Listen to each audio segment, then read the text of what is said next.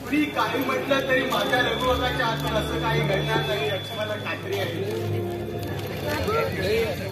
या घरातील माणसं तुला कुणी ठरवत आहेत रे असं मला वाटतं. माझी नजर चांगली असती तर या सर्वांचा जाब विचारून सर्वांची तोंड बंद केली असते रे मी.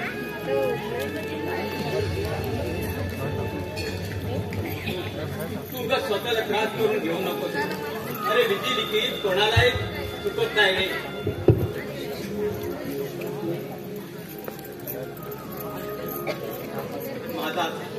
माझा आता छळ होणार हे माझ्या नशिबातच असेल. त्याला किंवा मी काय करणार आहे. कधी कधी वाटतं हे घर सोडून कुठेतरी दूर निघून जावं रे. आपण लोकांनी आपल्याला कुणी ओळखणार नाही अशा अनोळखी ठिकाणी जाऊया रे. अनोळख्या ठिकाणी कोण ओळखणार आहे रे आपल्याला. ज्या आंधळेपणाची दया येऊन आपल्याला कुणीही विकले. आपल्या दोघांचं पोट कसंही बरं रे. भीक मागायचं दुःख परवडलं रे. या घरात तुझा होणारा छळ नाही सहन होत रे. मला नाही सहन होत. अरे तुझ्या या आशा आवडले तुझं स्वतःला मनस्ताप करून घेऊ नकोस रे. अरे जिथं देवाधिकांना वनवास चुकला नाही. ऋषी मुनींना दुर्दैवाच्या फेऱ्यातून सुटका करून घेता आली नाही तिथं आपल्यासारख्या माणसांची काय रे कथा. तेव्हा कधी बघावं ना तेव्हा आंध्या भोवती घुटमळत असतात.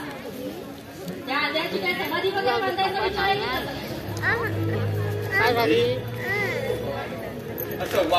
असं वाकडे बोलायला काय चुकलंय आमचं. नाही तुमचं काही चुकलेलं नाहीये. चुकलंय माझं. लग्न करून मी या घरात आले हे खूपच असणार तुमच्या डोळ्यात. ते खरंच आहे म्हणा. स्वतःच्या बायको मुलीला ठार मारून इथे असा आसरा घेऊन राहिलेल्या माणसाला हे माझा संसार कसा बघवणार ना. या घरात जर अशी खुनी आणि आंधळी माणसं आहे ते आधीच माहिती असताना मला तर या घरात यायचं मी कधी धाडसच केलं नसतं. वहिनी काय बोलायचंय तर मला बोल. रघुवंशाला बोलशील तर हे आजाराचं मला धमकी देत आहे. घेणं नाही देणं आणि फुकटचं वाजवत आहे तुडतुडं. वहिनी रघुवंशाबद्दल तू गैरसमज करून घेतलायस. गैरसमज करून घ्यायला मी काय अक्कल गहाण नाही ठेवली कुठे. खऱ्या खोट्याची शहानिशा न होईपर्यंत हा माणूस इथे आहे. ज्या दिवशी खरं समोर येईल ना त्या दिवशी या माणसाला घरातून बाहेर काढू आम्ही. एवढी वेळ येणार नाही तुमच्यावर. त्या अगोदरच मी जीव देणार आहे. हो जीव देणार असशील ना तू तर खुशाल जीव दे. पण जीव द्यायच्या आधी ना एक चिठ्ठी लिहून जा की मी स्वतःच्या मर्जीने जीव देतोय. तसं आमच्या पाठून आहे ना त्या पोलिसांची किरकिर तरी सुटेल. वहिनी असं का बोलतेस तू. काय बोलते मी जे बोलते ना ते ऐकायला येत नाहीये का. डोळ्याबरोबर काय कान सुद्धा फुटलेत तुझे. बाई चूप. तुम्ही आंध्या माणसांनी असं बोलायचं नसतं माझ्याबरोबर.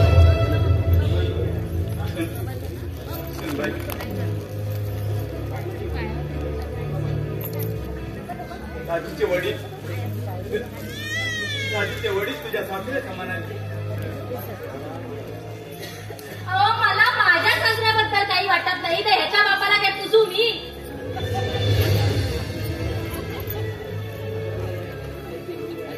आणि तुम्हाला जर या आंध्याची एवढी दया येत असेल ना तर त्याला घेऊन तुम्ही दोघंही घर सोडून कुठेतरी जाऊन जीव द्या.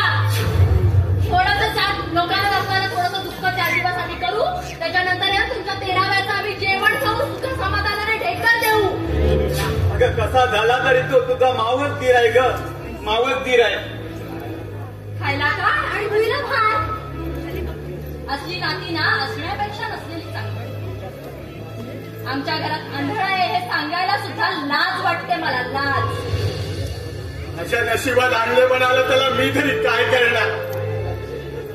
काय करायचं ते सुचत नसेल तर मी सांगते ना विष घ्या विष. जगाला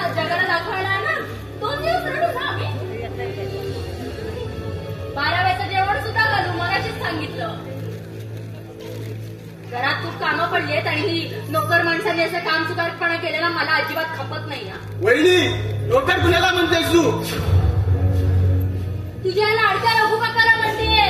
रघु काका नोकर नाहीये घरचा. हो का? म्हणजे मी तर मोलकरी नाही बाबा. आजपर्यंत ज्या नोकराला मी देव माणूस समजत होतो तो निघाला गुनी, लफंगा. आणि हे समजल्यावरती सुद्धा आम्ही त्याची पूजा करावी अशी अपेक्षा आहे का तुझी? सुनबाई, तुला किती वेळा सांगितलंय रे सुनबाई बोलू नकोस मला. नोकराने ना नोकर माणसाची आपली पायरी ओळखून राहावं. वहिनी मला असं दिसत असतं ना तर काय दोघांनी मिळून मला ठार मारलं असतं का? आता ना त्यांना येऊच दे, मग बघा तुमची काय करते. तुझी ना पूजा केल्याशिवाय नाही. आता अनर्थ करून माझं डोकं भडकवू नकोस. ते घरी आल्यावरती कोणाची राखी बसते ते मला चांगलं माहितीये. घरात कलाची ठिंगी पडू नये ना म्हणून मुकाट्याने हे सगळं सहन करतोय मी.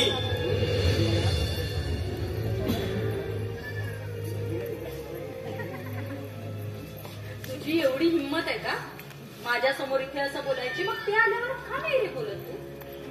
तेव्हा का शांत बसतोस? जरा घराबाहेर पडून बघ ना.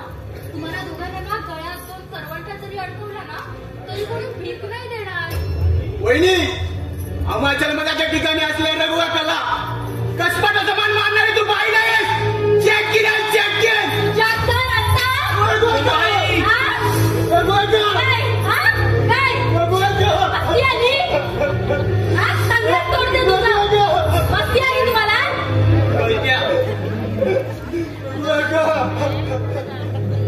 सगळं ऐकलंय मी, पाहिलंय.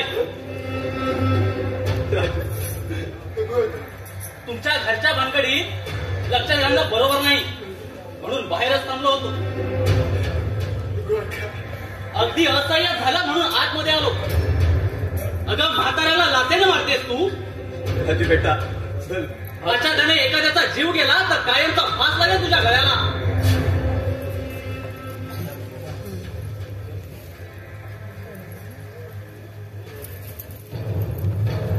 ते नाही येत घरात. तू तर आहेस ना. म्हणजे तू माझ्या पाठलागावर आलायस? आवाजात पुढे ठेवून उभा राहिल्यावर पाठलाग करण्याचा प्रश्न येतोच कुठे? आपल्या दोघांच्या सुदैवानं आमच्याच गावचा बकरा काढलास आणि लग्न करून या गावात आले. तुझा पाठलाग करण्याचा माझा त्रास वाचला. आता तुला समजलाच असेल आनंदाने मी किती जिवलग मित्र आहोत ते. आता मी माझ्या मालकीने माझ्या घरची, माझ्या संसाराची सुद्धा आणि स्वतःच्या नवऱ्याचीही. पण मालकिनीच्या तोऱ्यात वावरताना एक मात्र विसरू नकोस, या घरच्या मालकिनीची काय लायकी आहे हे चांगलंच माहितीये मला. तू कशासाठी आलायस इथे? तू घाबरू नकोस. तुझ्या पूर्वायुष्याविषयी तुझ्या नवऱ्याला सांगून तुझा संसार मोडण्याचा पाप नाही करणार मी.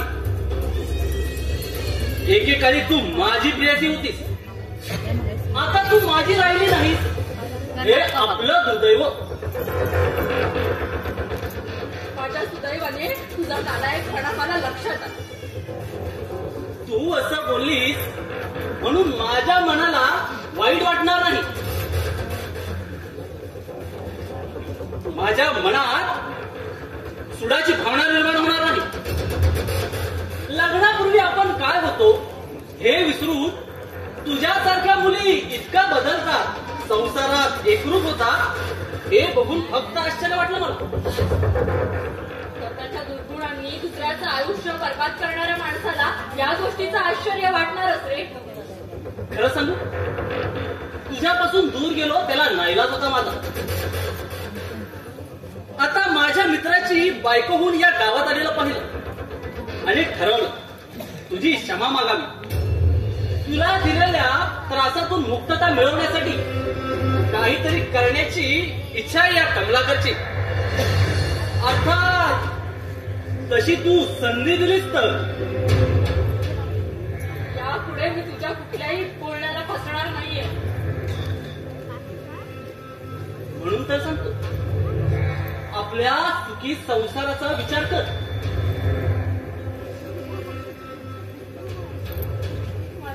मला तू खोटी सांगुती दाखवून ह्या वेळेला फसवू नाही शकणार. त्या वेळेला तुझ्या खोट्या प्रेमाला फसले होते मी. आता ह्या वेळेला नाही फसणार. तुला वाटतं तसं नाही विद्या? त्या वेळेला माझ्या मनाला काय वाटलं असेल त्याचा तू विचारही करू शकत नाही. खरं तर मी माझ्या जीवनाचा शेवट करणार होते. पण अशा वेळेला माझ्या जीवनात आनंद आहे. त्याच्या प्रेमात माझ्या उजाड मनाला पुन्हा एकदा प्रेमाची पालवी फुटली. आणि म्हणून, फक्त म्हणूनच आनंदमुळे आज मी जिवंत आहे. माझा गुन्हा कबूल करतो मी.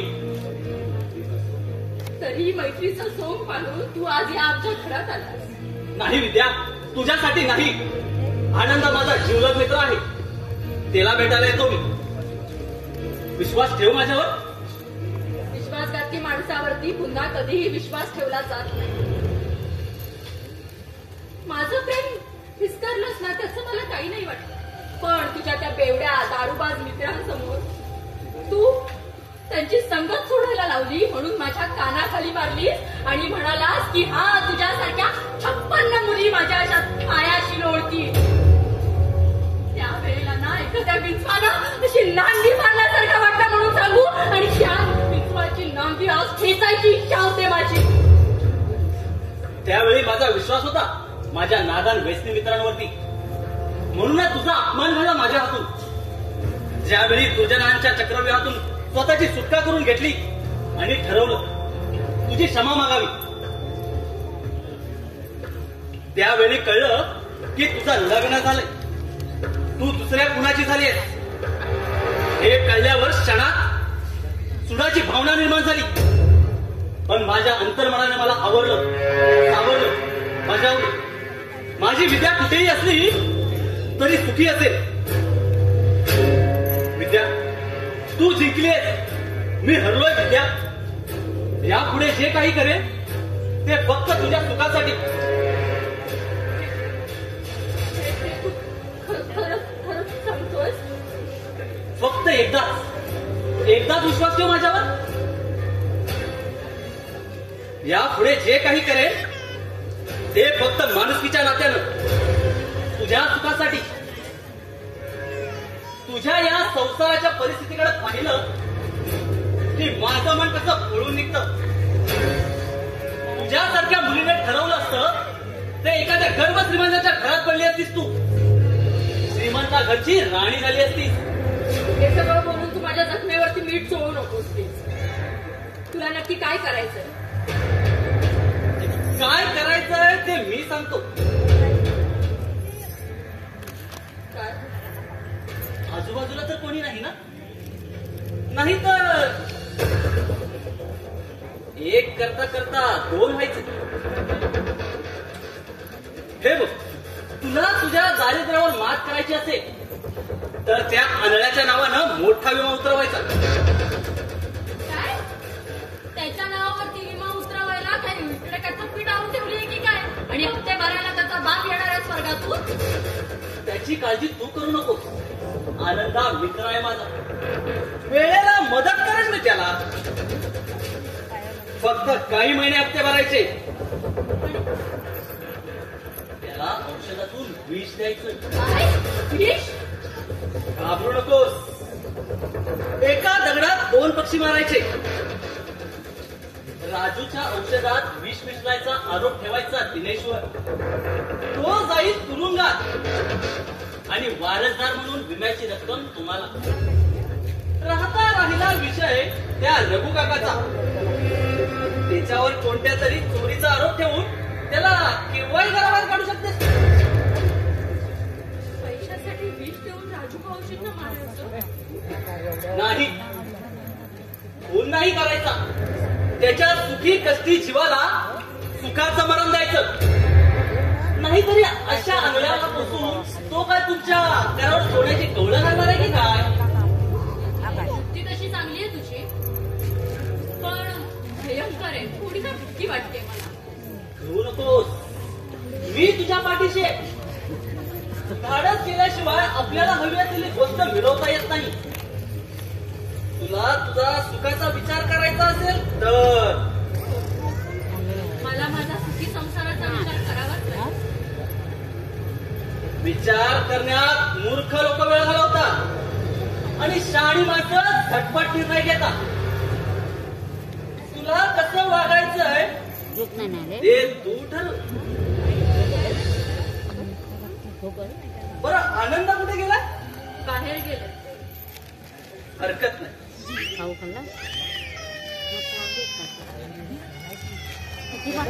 हे घे 50,000 रुपये. कसले पैसे? तुमचेच पैसे आहेत ते. आमचे? हो. मग त्याला सांगते आमचे तुला कसं माहित असणार ना? तुमच्या या गावात फार मोठी हापूस आंब्याची बाग आहे. तुझ्या सासऱ्यानं लावलेली झाडं आहेत ती. यंदा मोहरी चांगला आला आहे. 3 वर्षाकरता करारावर घेतली ती. त्याचाच हा ऍडव्हान्स रक्कम. आता येऊ मी? तुझ्यासोबत इतका वेळ बोलत बसलो, हे जर का त्या आईत खाऊ लोकांनी पाहिलं तर त्यांच्या पोटात दुखायचं. बरं, आनंदाला सांग, येऊन जाईन मी नंतर.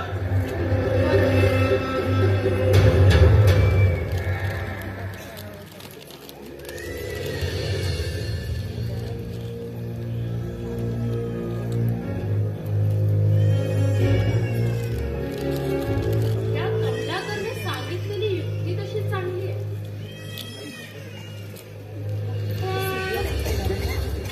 काही कपट तर नसेल ना या कमलाकरच्या मनात? काही फायदा तर नसेल ना स्वतःचा? नाहीतर पुन्हा मीच गोत्यात यायची. त्या आंध्राच्या नावावर विमा उतरवायची आयडिया चांगली आहे, पण त्याच्या ताटात विष घालायचं म्हणजे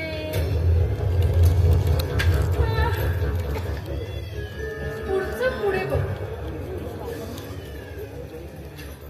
त्याच्या आधी विमा उतरवण्यासाठी घटना पाठवायला. पण ते कसं काय? बरं, ते पुढचं पुढे बघू. रघु काका, ए रघु काका, बाहेर ये. काय करत होतास आतमध्ये? रात्रभर राजूच्या बाजूला बसून जागरण झाली होती. जरा चक्कर आल्यासारखी वाटत होती. हो, आराम करत होतास. अरे मग कायमच झोपायचं ना तू. तुझ्यामुळे त्याच्यामुळे निदान आम्ही तरी सुटू. ते काय माझ्या हातात आहे सुनबाई? हे बघ, मी तुला 10 वेळेला सांगितलंय की मला सुनबाई सुनबाई सुनबाई सुनबाई करत जाऊ नकोस. सूट झाली माझी. विद्या, बरं झालं तुम्ही आलात. मीच त्यांना सांगितलं की सुनबाई नका म्हणू मला. त्याच्यासारख्या खुनी माणसानं मला सुनबाई बोलायची याची लायकी नाही. विद्या, असं टोकाचं काय बोलतेस तू?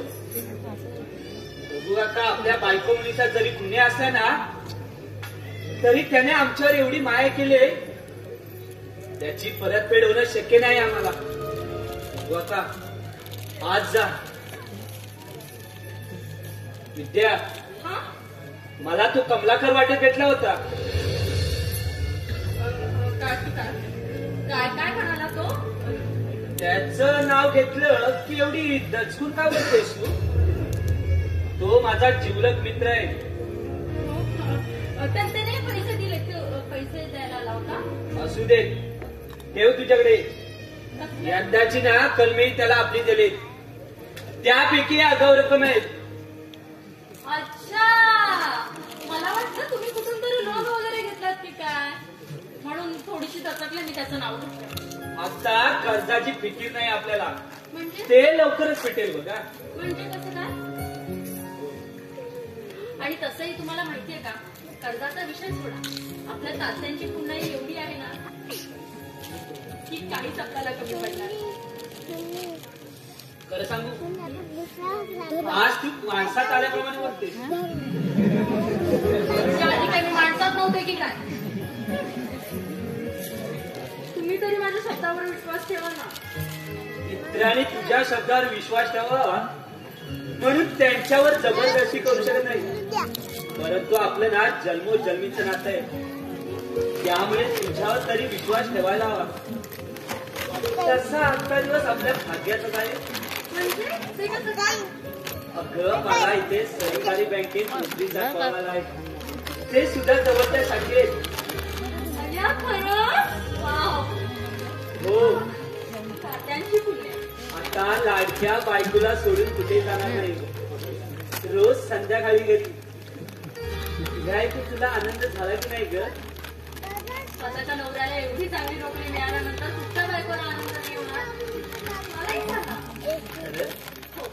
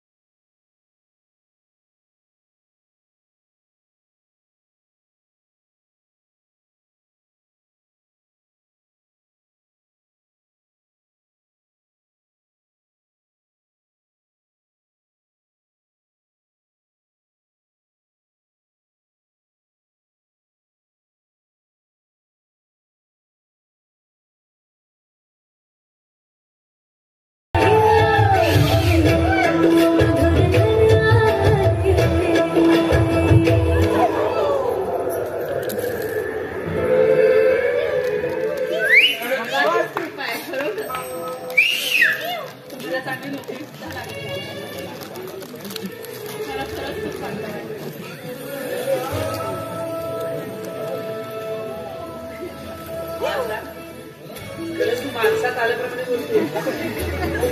मला मी माणसंच नाही असं वाटतंय का? मला एक सांग, आपल्या संसारात तू आपल्या दोघांचा विचार करते की घरातील या सगळ्या माणसांचा? तुम्हाला पटेल की नाही हे तर मला नाही माहिती, पण शांतपणे तुम्ही ऐका. अंगाने धडधाकट असणाऱ्या माणसांना विचार म्हणजे आपण त्यांच्याबद्दल विचार करायची काही तेवढी गरज वाटत नाही मला. पण आपले राजू भाऊजी ते तुमचे नावच बोलते. तसेही असले नसले ना तरी तुमचा खूप जीव आहे त्यांच्यावरती आणि ते मी कायम बघते ना, म्हणून त्यांच्या आयुष्याचं सोनं करायचा मी विचार करते. कसला विचार केलायस तुझं? आधी ना तुम्ही शांत बसा नाही आणि माझं पूर्ण ऐकून. ठीक आहे, बोल तू काय बोलायचं ते. मला ना एक युक्ती. कसली? म्हणजे आपण ना राजूभाऊंच्या नावावरती म्हणजे ऐकून घ्या तुम्ही, राग म्हणू नका असं मी बोलते. राजूभाऊंच्या नावावरती 25-30 लाखांचा विमा उतरवला. काय? 25-30 लाखांचा विमा? हा म्हणजे आपल्याला परवडेल, आपल्याला परिस्थितीला जेवढं परवडेल ना मी तेवढंच तर बोलते. असं चकित होऊन काय बघताय माझ्याकडे? मी असं काहीतरी बोलेन त्याच्यावरती विश्वास बसत नाही. पण मी काय विचार केला माहितीये का, राजूभाऊजी आहेत आंधळे, तर त्यांच्याबरोबर लग्न करायला तसं कोण तयार होणार नाही. पण जर एखाद्या मुलीला समजलं की त्यांच्या नावावरती 20-25 लाखाचा विमा आहे तर एखादी मुलगी हसत हसत तयार होते. त्यांना जन्माची सोबती मिळेल, समजते का तुम्हाला?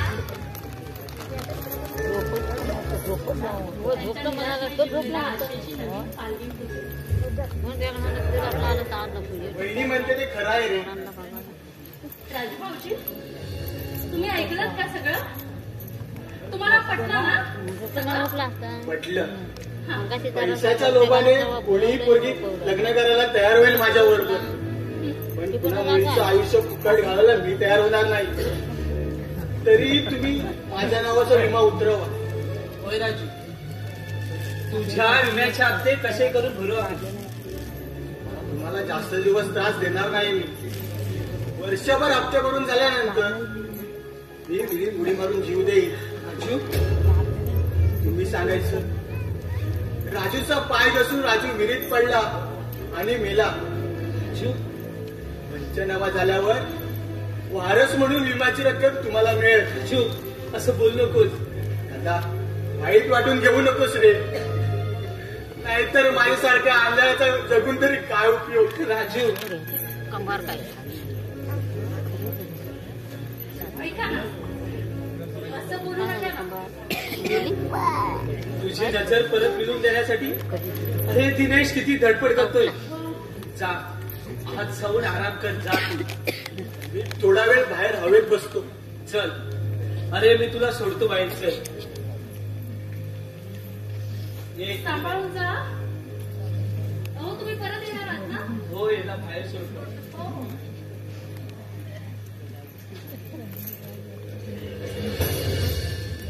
ह्या अंधाऱ्याला काय माझ्या मनातलं समजायला लागलाय की काय? बरोबर तेवढंच बोलला की हा विमा झाल्यानंतर मी विहिरीत उडी मारतो आणि सगळ्या विमाची रक्कम तुम्हाला मिळेल. कसं शक्य आहे हे? त्याने ऐकलं तर नाही ना मी काय बोलत होतो ते? ते कान चांगले आहेत त्या सशाचे. डोळे फुटले असले म्हणून काय झालं, कान बरोबर लावून असतो तुमची. पण माझ्या नवऱ्याला संशय आला तर नसेल ना? बरोबर, काही असू दे, मला काय करायचंय. नाही आलाय संशय.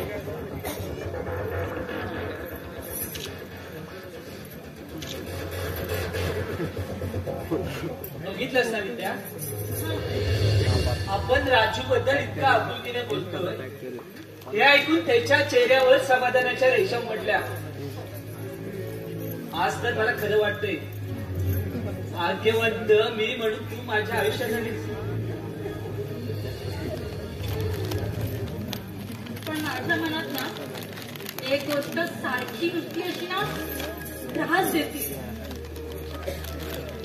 तो कुणी गुन्हेगार रघु काका आपल्या घरात किती दिवस राहणार आहे? त्याच्या पूर्वी आयुष्याची माहिती मिळवण्याचा प्रयत्न करतोय. तो खरंच जर कुणी असेल ना तर या घरात त्याला थारा देणार नाही. परंतु विनोद सारख्या परक्या माणसावर ना माझा विश्वास टाकायला मन तयार होत नाही. पण मला ना भीती वाटते. त्या दिवशी बघितलं तो कसा वागत होता हो? आपल्या घरातल्यांवरती त्याने काही सूड वगैरे उगवला तर तो त्याचं डोकं फिरलंय, तो काही म्हणतो. मलाही भीती वाटते. मी पण घाबरून गेलो. मला वाटलं त्याचं डोकं फिरलं की काय. हो. अगं थोडक्यात आवरलं म्हणून बरं झालं. हो? त्याने जर आपल्या घरातल्या कोणाला ठार मारायचा विचार केला तर? असं नाही करणार तू. डोकं शांत ठेवून विचार कर. अगं शेवटी तू लग्नाची बायकोस तू माझी. काय म्हणाला? मी शेवटी बायको आहे तुमची? तसं नाही ग. मग पहिली कोण आहे? अगं तसं नाही. मग कसं? घाबरताय काय? थट्टा केली मी तुमची. खरं? हो. हो. पण तुमच्या वागण्या बोलण्यातला हा बदल कोणतरी बघून म्हणेल की माझा नवरा माझ्या मुठीत आहे की काय? जी बायकोच्या मुठीत नसलो तरी बायको माझ्या मिठीत आहे.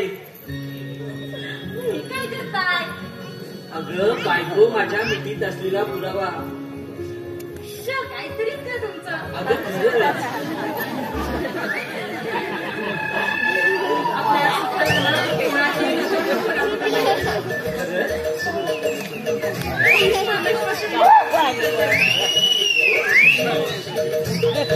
चालू द्या, चालू द्या. डोळं पकडून घेतो.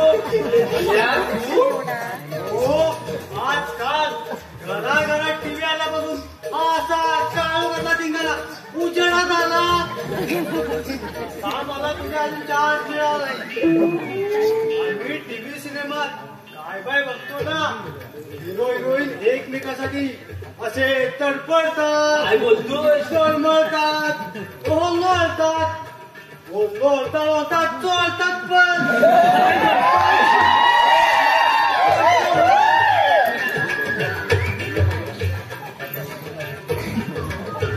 दादा वहिनी लाजून पडले की काय? हो, लाजल्यानंतर काय उठलं तरी काय म्हणा. आम्ही कसं सगळं उघड डोळ्याने बघतो. दिवसभर टीव्ही मध्ये धुमशान चाललं असतं ते.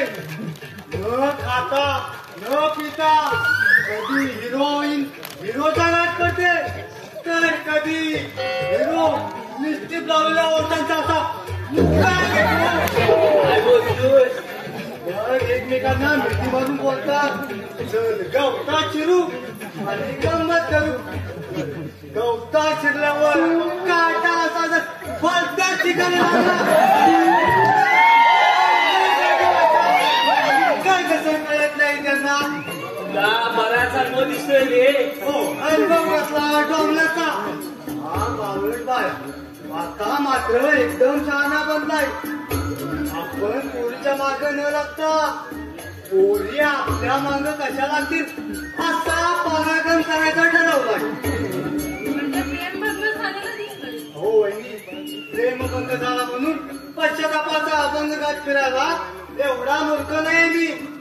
एक नाही तर आपली दुसरी सही. माझं पहिलं प्रेम बसलं होतं स्वतःला ऐश्वर्या समजणाऱ्या सोनालीवरती. सोनाली म्हणजे त्या खोलपड्याची काली घुसकी का? कशी? नाकानं नक्की, डोळ्यानं कानी आणि उंचीनं दाटी. कशी तरीही कारुण्याच्या बेहोशीतलं माझं पहिलं प्रेम असल्यामुळे मला ती दुसरी सुंदरी बसायची. काय बोलतोस? एक दिवस तिला मी महाड फिरायला घेऊन गेलो. मग काय केलं? बाजूला गुरुनाई पाहून मी आंब्याच्या झाडाच्या सावलीत आरामशीर गप्पा माराव्या असा विचार करायचा ठरवला. पण तो चालला दोघाच्या नशिबाचा चाप नव्हता. कसं काय? म्हणजे अचानक काय झालं काय? हो, साप नाही.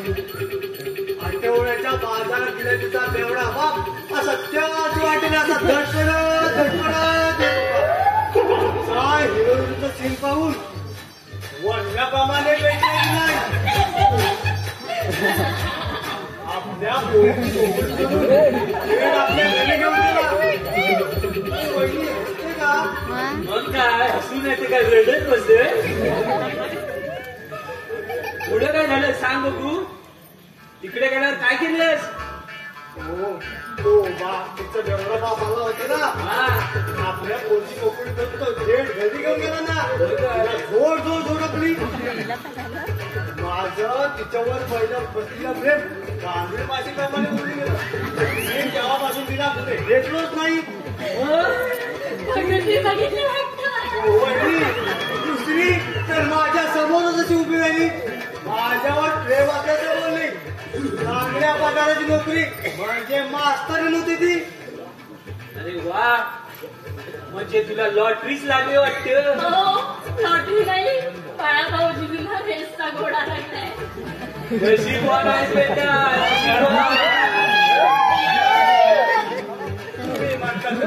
काहीच घडलं नाही बघा मग काय झालं तिच्या दातानेच मला जागा दिला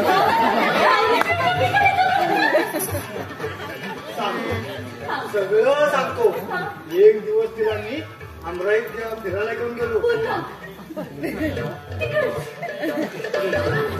काय केलं पुढे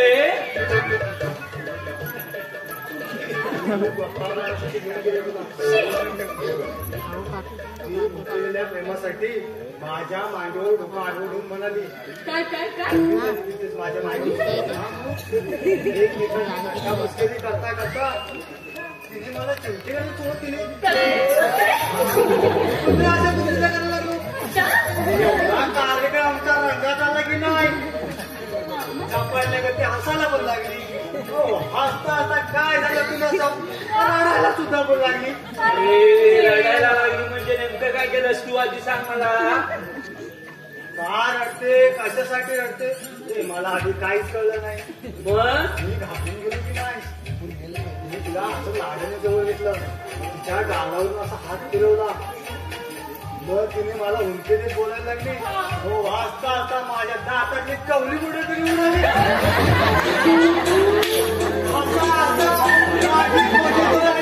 तुम्ही गोडवान असा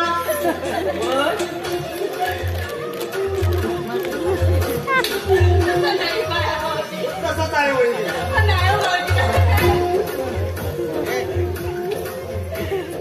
ती म्हातारी होती का ती म्हातारी होती तशी ती म्हातारी होती पंचमीची ती तरुणी होती मग काय झालं अरे जमवून टाकायचंस ना तू माझा विचार तो तोच आहे मी फक्त तिच्या होकाराची वाट होते कधी लग्नाला तयार होते लक्षात ठेवा तुम्ही दोघांनी पण जोपर्यंत मला मुलगी भेटत नाही ना तोपर्यंत असेल तुमच्या ओळखीची कुणी बाई तिला सांगा या मात्र बाळाला सुद्धा हे लग्नाची काही राहील ना लक्षात तुमच्या आता हा बाईला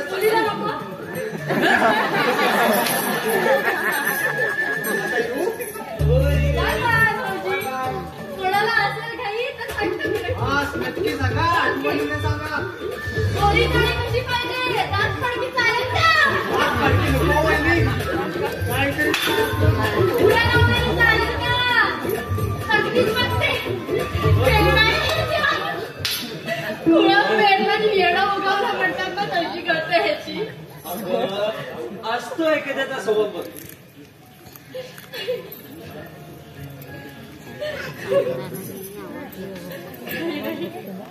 मला ना हसायला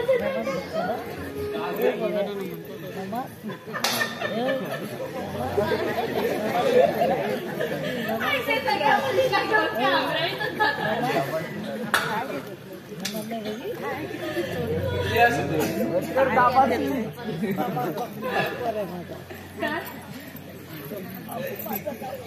कोण कोण म्हणतो ना चाल हे कोण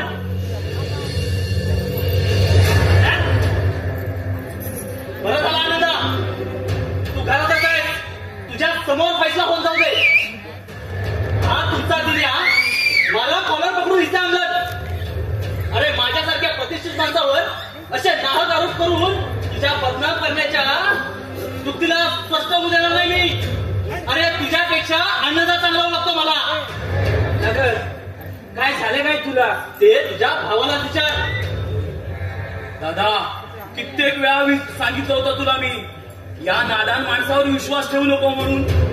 अरे आपली अमराई का दिलीस तू त्याला? हा, गावातल्या व्यापाऱ्यांचं काय दिवाळं वाजलं होतं का? यासारख्या नालायक माणसाला तू जो आपल्या बरोबर व्यवहार करायला दिलास, का दिलास मला सांग तू? हा, अरे या माणसावर ज्यांनी विश्वास ठेवला ना, त्यांना याने आपल्या आयुष्यातून उठवलंय. बघितला नंदा कसा बोलला तुझ्या भावाचा? दादा, या नादान माणसानं त्या भास्कर बुवा बरोबर भागीदारीत आंब्याचा व्यापार केला. त्याच्या घरात याचं येणं जाणं चालू झालं आणि त्या दोन भावांमध्ये उगाचच भांडणं लावून दिली याने. अरे असे माझ्यावर खोटे नाटे आरोप करून काय मिळणार आहे तुला? दादा, आपल्या वहिनीच्या आईचं चारित्र्य चांगलं नाही असा म्हणतो हा माणूस. गावभर सांगत सुटलाय. अरे तुझ्या मनाला तरी विचारून बघ. अरे विद्या वहिनीची आई आणि माझा मोठा भाऊ मुंबईला एका काळी राहतात, हे खरं आहे. अरे या माणसाच्या नालायकपणाच्याच वागणुकीमुळे याला त्याच्या भावानं मुंबईवरून गावाला पिटाळून लावलंय. आमच्या घरगुती भांडणात तुला पडायची गरज नाही. अरे विद्या वहिनीची आई माझ्या आईच्या ठिकाणी आहे आणि विद्या वहिनी माझ्या वहिनीच्या ठिकाणी. अशा नात्याचे संबंध मानत असताना विद्या वहिनीच्या आईबद्दल मी असं वाकडं बोलेल तर जीभ काढेल माझी. पाहिजे तर तू विद्या वहिनीला विचार. तू कशाला? मीच बोलवतो वहिनीला. वहिनी, हे वहिनी, आता तीच सांगेल खरं की खोटं ते. तिलाच विचारा, मी काही बोलतच नाही. त्या या कमलाकरला केव्हापासून ओळखतेस तू? काय झालं? तुझ्या आईचं चारित्र्य चांगलं नाही असं म्हणतो माणूस. असे गावातली लोक कुजबुजतात असा संशय तुझ्या धीराला आणि त्यांना मीच सांगतो असं म्हणणं आहे त्याचं. त्यामुळे तू सांग, तुला वाटतं मी तुझ्या आईबद्दल असं काही बोलत असेल? तुला तसं वाटत असेल तर स्पष्ट सांग. माझ्या आईबद्दल कमलाकर असं काही बोलेल असं मला वाटत नाही. आणि मग लोक बोलतात ते कोण लोक?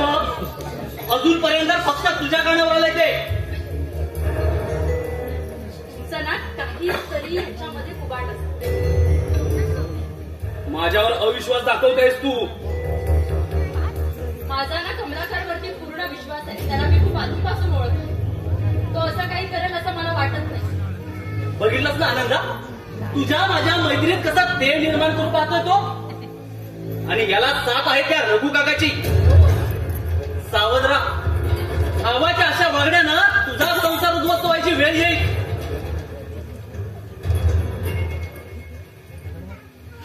दादा, या कमलाकर बद्दल तुला काय वाटतं? अरे उगाच कुणाबद्दल तर्क वितर्क लढवण्यात काहीच अर्थ नाही. पुराव्यापेक्षा आपल्यापर्यंत जेव्हा उत्तर येईल ना, तेव्हा मी त्याला उत्तर देईन. तोपर्यंत खाली दगड मारून ना आपल्या अंगावर घाण उडवून घेऊ नकोस. शेवटी माझं चुकलं. जगासमोर तो कसा वागला असला ना तरी तो माझ्याशी कधी बेईमानी करणार नाही. आणि विद्यालाही तो बहीण मानतो. तिचाही त्याच्यावर विश्वास आहे. खूप मीच मूर्ख आहे शेवटी. पण तुला सांगतो दादा, हलकट स्वभावाचीच माणसं त्याच्यावर विश्वास ठेवतात. ऐकलात ना, म्हणजे मी हलकट कमलाकरवर विश्वास ठेवला म्हणून. बघ कसं वाकड्या चिरून बोलते वहिनी. अरे मग प्रत्येक वेळी विद्यावर अविश्वास काय दाखवतोस? यापूर्वी विद्याचं जे वागणं होते ना ते आता बदललंय. तिला आता पूर्वीच्या गोष्टीचा पश्चाताप झालाय. ती आता राजूच्या भवितव्याचा विचार करत असते. पश्चातापानं बोलून निघालेली माणसं तोंडानं बोलून नाही तर ते आपल्या कर्तृत्वाने वागून दाखवतात. अरे एक वेळ तरी तू दुसऱ्यांना समजून घेण्याचा प्रयत्न कर. सोंगी मुखवटा पांघरून मला वागणं आवडत नाही. काय जमणार आहे ना ते स्पष्ट करू दे मला आता. त्याची निंदा मनस्ती करणं चांगलंच जमतंय. केलं ना कोणासाठी कितीही करा, शेवटी वाईट मीच राहणार आहे. मीच वैरीण राहणार आहे सगळ्यांची. अशाने ना कोणाला खरा मिळणार नाही आहे माझ्या संसारात. कुणाला बोलतेस तू हे? असा राग राग येतो. मी ना एवढी वैतागली आहे ना आता की मी स्वतःच्या डोक्यावरती ना पेट्रोल ओतून घेते आणि जीव देते, जाळून देते स्वतःला.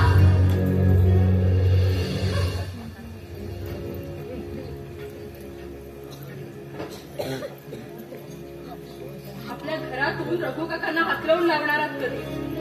कुणाला हाकून लावताय तुम्ही?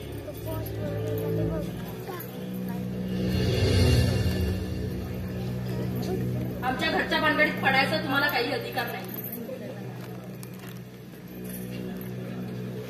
माझ्या मित्राला तू असं बोलतेस?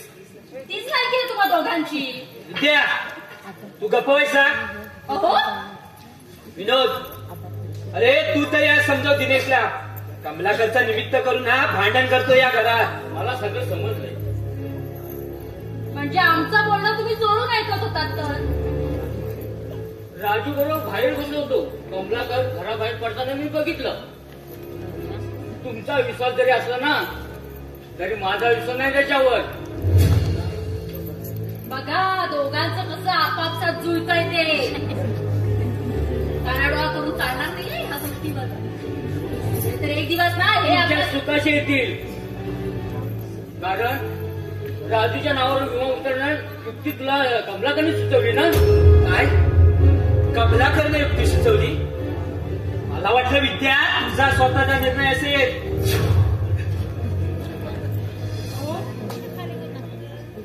आता कसं मला समजलं याचा पुरावा माझ्याकडं.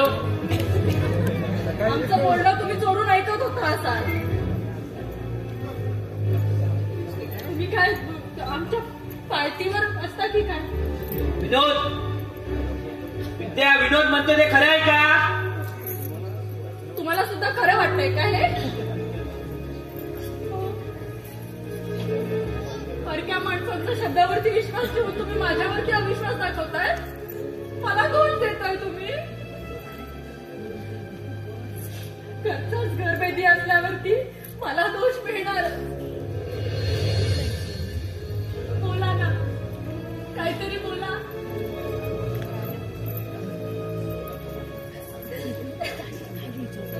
यासाठी, फक्त यासाठी तुम्ही त्या असल्या माणसाला जवळ करता ना? आता मला सांगा, राजू भाऊजींच्या सुखासाठी मी त्यांच्या नावावरती विमा उतरवायचा मनाशी ठरवलं. त्यात काय चुकलं हो माझं? यांच्या पोटात पोट फुटायची काय गरज? अर्थाचा अनर्थ करून यांनी मलाच दोषी ठरवलं. आणि वाईट याचं वाटतंय की ते सगळं तुम्हाला सुद्धा खरं वाटतंय. काय खरं ना आणि काय खरं तेच कळत नाही.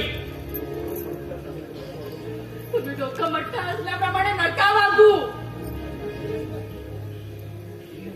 ही लबाड माणसं तुमच्या बायकोला वाटेल तसं बोलतात आणि तुम्ही असे उभे राहता शांतपणे. मग काय करू?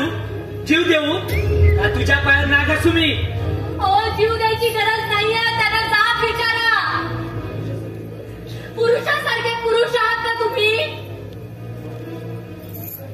नाहीतर एक दिवस हे लोक असेच माझा विष घालून जीव घेतील आणि मग राहा तुम्ही एकटे. त्या एकटे उभं आयुष्य काढा तुमच्या बायकोशिवाय. विद्या, तू आज जा. उगाच माझं डोकं टाकू नकोसा. आता डोकं तुमचं उठायला लागलं. तुम्हाला ना माझी अडचण झालीये. मी स्वतःला ना पेटवून घेते. मगाशी बोलले तेव्हा का अडवला? स्वतःला पेटवून घेते आणि लक्षात ठेवा तुम्हाला एकेकांना ना 12च्या भावात पोचवेन मी. विद्या, तू आज जा बघू. उगाच माझं डोकं टाकत ना. ते असं चाललंय आमच्या घरात. वहिनीच्या मनात नेमकं काय आहे तेच कळत नाही. अरे असल्या स्वभावाच्या बायकांना जीव द्यायचा नवऱ्याला सांगतात पण स्वतः जीव देत नाही. नवऱ्याला झुरून झुरून मारतात. हे बघ, मी आल्यापासून तुमच्या घरात वादळच निर्माण झालं.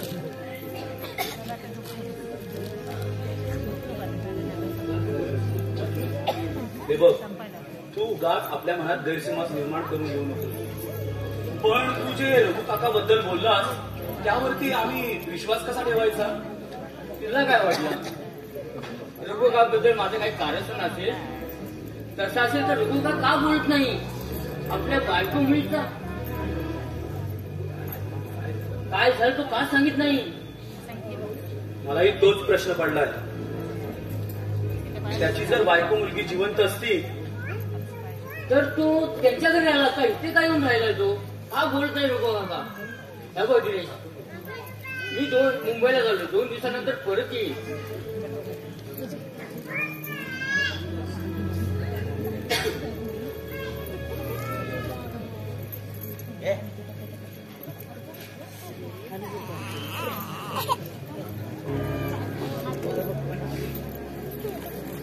आता काहीही करून रघु काकाकडून सगळं सत्य काढून घ्यायलाच हवं.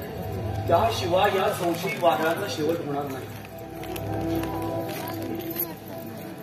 रघु काका, हे रघु काका. काय होय तुला? काही नको, मला तुझ्याशी थोडंसं बोलायचं होतं. बोल. तुला काय बोलायचंय, काय विचारायचंय ना ते ठाऊक आहे मला. रघु काका, तुझ्यातून होणंच काय, पण कोणतंही दुष्कृत्य घडणार नाही याची पूर्णपणे जाणीव आहे मला. आणि त्याच जाणीवेला, त्याच विश्वासाला तडा जाऊ नये म्हणून साठी विचारतो. तुझं आयुष्य काही असो, पण तू आम्हाला आमच्या वडिलांच्या प्रमाणे आहेस. इतकी वर्ष तू आमच्या घरासाठी आपलं आयुष्य झिजवलंस. आम्हा भावंडांना अंगाखांद्यावर खेळवलंस. आणि त्याच विश्वासाला तडा जाऊ नये म्हणून विचारतो. खरं तर तुला आम्ही यापूर्वीच सगळं तुझ्या आयुष्याबद्दल विचारायला हवं होतं. ती आमचीच चूक झाली. चूक तुझी नाही, माझ्या दुर्दैवाची कथा आहे ती. त्यावेळेला मी तात्याला सांगितली होती. आज मी तुला सांगतोय, ही तुझ्याशिवाय कुणालाही काढता कामा नाही. नाहीतर स्वतःची बायको न सांभाळणारा नादान शंड म्हणून लोक माझी चेष्टा करतील. आणि तेच मला सहन होणार नाही.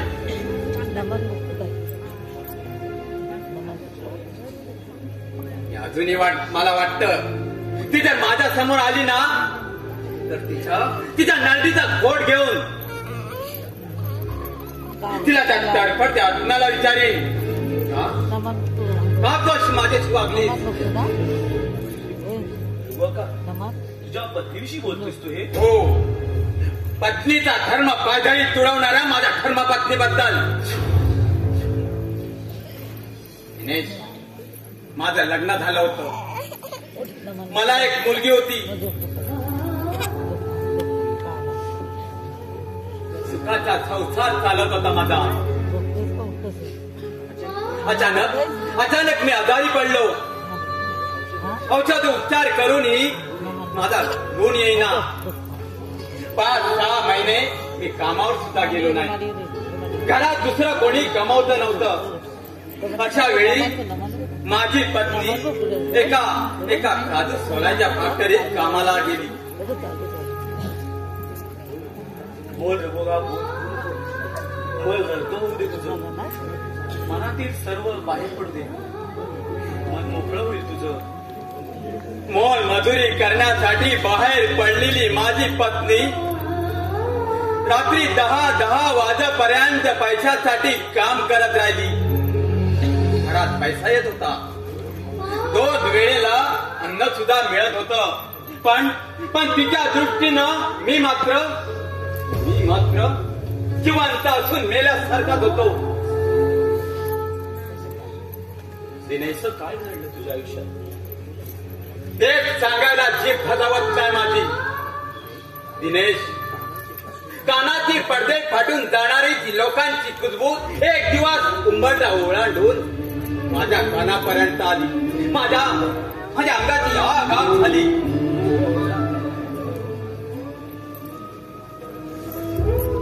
माझी बायको कारखान्यात एका मजुराच्या मोपाशात हसली होती, असं हे लोक कुजबुजत होते. हे खरं होतं का की उगाच लोक आपल्या एकमेकांच्या कानामध्ये फुटाकार करत होते? खरं का खोटं ते तिचं तिलाच माहिती होतं. खरं खोट्याची शहानिशा करण्याचा मला संधीच मिळाली नाही. एक दिवस तिला मी विचारण्याचा प्रयत्न केला. त्यावेळी फक्त ती ऐकत राहिली. मला खूप राग आला. मी तिला वाटेल तो बोललो. मग शेवटी मी शांत राहिलो. म्हटलं हे सत्य असेल ना तर तिला पश्चाताप होईल. मग आपणही तिला माफ करावं. पण त्याच रात्री ती माझ्या चिमुकल्या 2 वर्षाच्या मुलीला घेऊन घरातून काहीच ती निघून गेली रे. न सांगता निघून गेली ती? होय. तू तिला शोधण्याचा प्रयत्न नाही केला? माझ्या परीनं मी तिला शोधण्याचा प्रयत्न केला. ती कुठं गेली, कुणाबरोबर गेली हे फक्त बायकोसाठी नव्हे, माझ्या पोटच्या पोरीसाठी. अरे नवऱ्याने टाकलेल्या बायकोची किंमत मध्ये मातीपेक्षा स्वस्त असते असा हा समाज म्हणतो. पण बापा विना वाढलेल्या पोरीचं आयुष्य मात्र धाकधाक त्या निखाऱ्याप्रमाणे असतं रे. ती जर मला भेटली असती ना तिचा जीव घेतला असता रे. मी जीव घेतला असता. पण त्या माझ्या चिमुकल्या पोरीला जीवाचं रान केलं असतं मी. पण मला काहीच करता आलं नाही. ना तिचा जीव घेता आला ना माझ्या पोरीला जीव लावायची संधी मिळाली मला.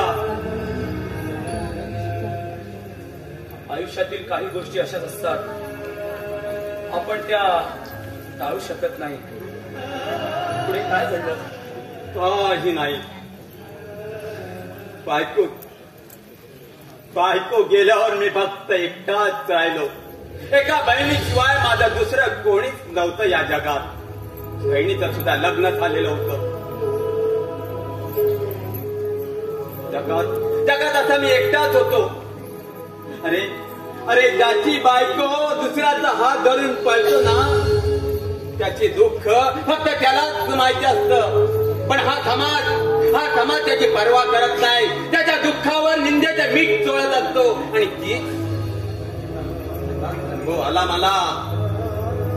आणि त्यालाच कंटाळून एक दिवस मी ते घर सोडलं. सुरुवातीला 8-10 दिवस एकटीनं प्रवास केला. पण त्यानंतर माझ्या खिशातले पैसे संपले.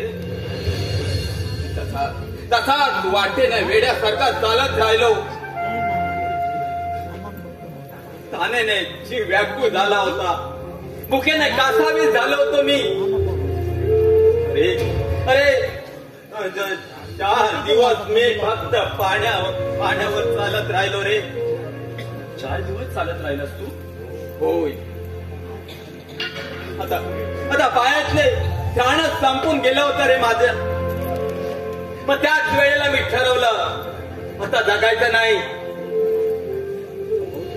समोर एक कडा दिसला आणि त्याच कड्यावरून जीव देऊन आपला शेवट करायचा असं ठरवलं.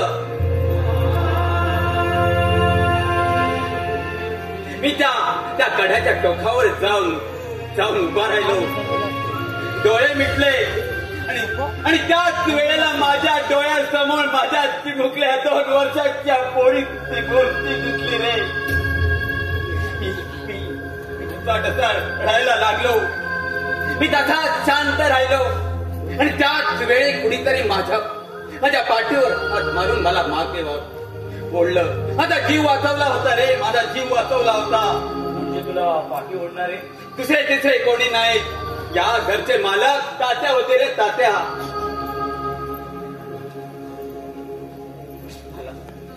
मला जीवदान देऊन त्याने इथं आणलं.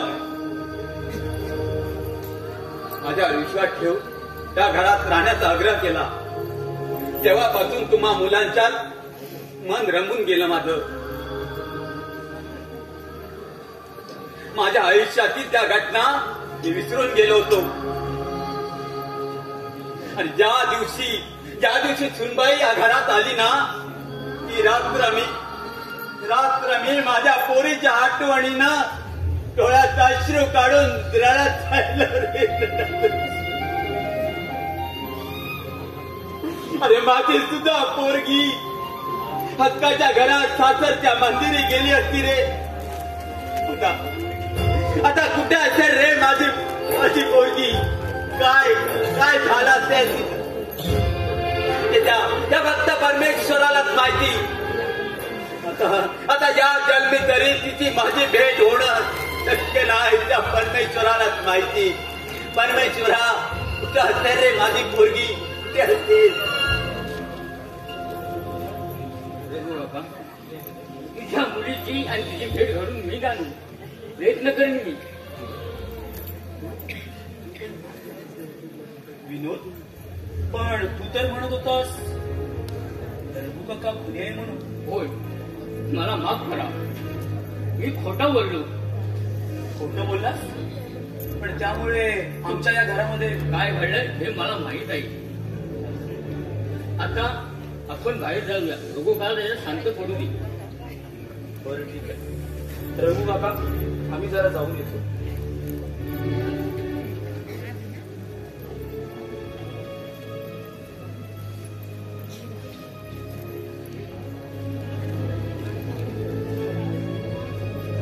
नक्की हा माणूस आहे तरी कोण?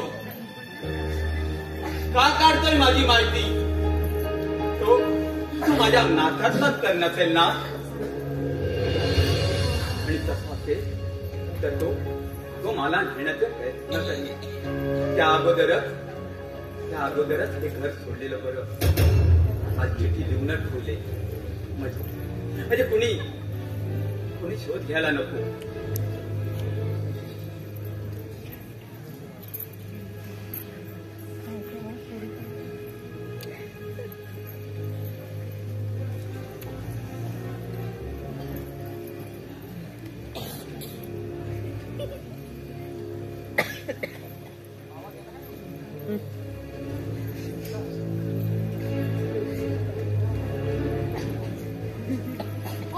चांगली आठवण आहे. मी तिथेच ठेवले होते पैसे. घरात ठेवलेले पैसे जायला काय पैशाला पाय फुटले काय? मला माहितीच होत रघु काकांनी बरोबर चोरून गेले असणार पैसे. पैसे घेऊन पळून जायचा विचार होता त्याचा, पण तो फसला. कारण नेमकी मी घरात होते ना. लपून ठेवलेले पैसे नेणार कसे? साखरेच्या डब्यात लपून ठेवले पैसे आणि मी घरात असल्यामुळे नेऊच नाही शकला.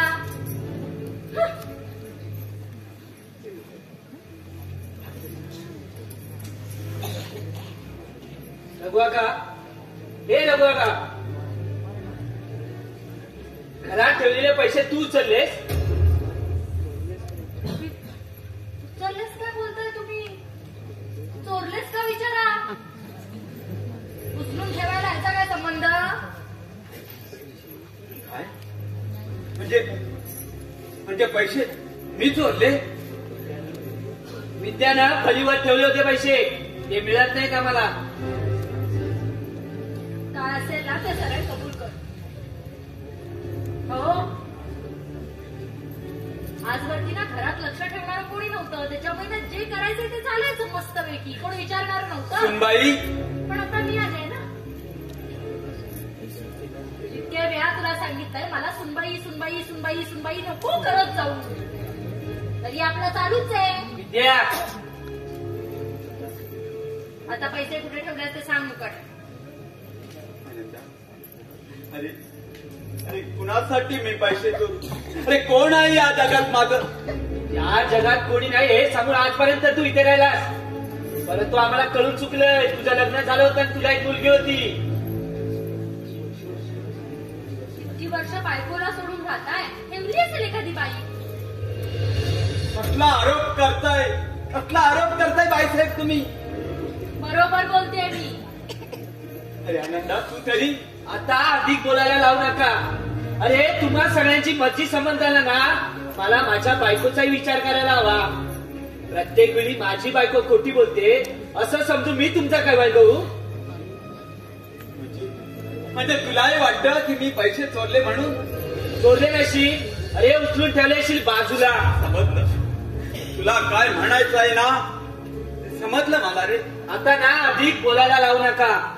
या घरात तुम्हाला राहायचं असेल ना तर पैसे जागेवर आले पाहिजेत.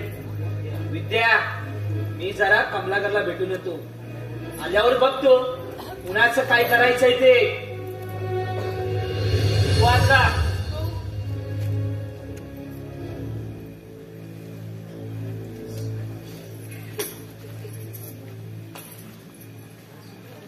माझ्या सुखाला दृष्ट लावणाऱ्या माणसाला इतकंच मागायला लागतं.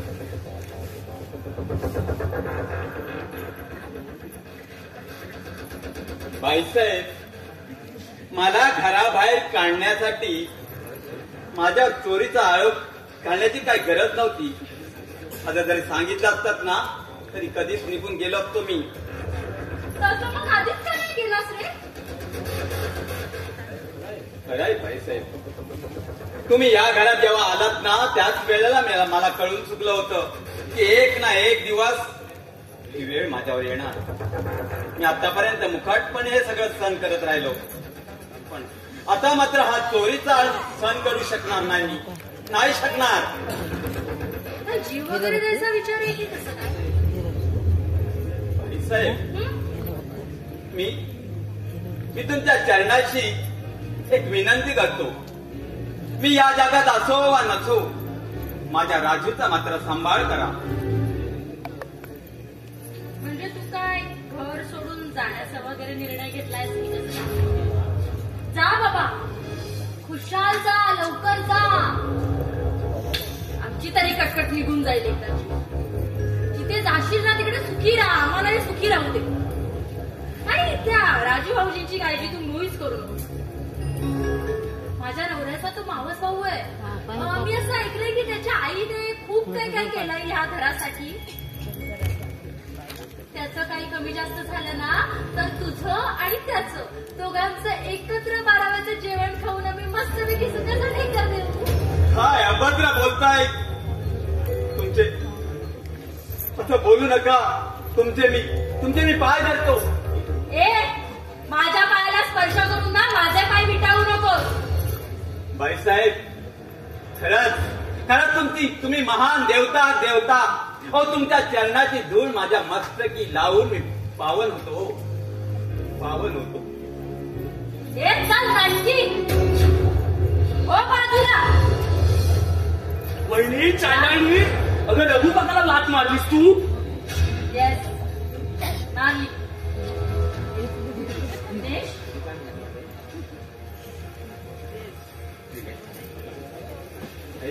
काही चुकलं नाही. तू चूप बस, तू काही बोलू नकोस. अरे मी काय म्हणतो, तू काही बोलू नकोस. अरे घरात कलह निर्माण झाला ना तर लक्ष्मी बट्ट्याच्या दिशेने बाहेर निघून जाते रे. तू काहीच बोलू नकोस. नाही बोलत. अरे तुझी चिठ्ठी इथं ठेवली, ती नंतर वाच. मी थोडा वेळ बाहेर जातो.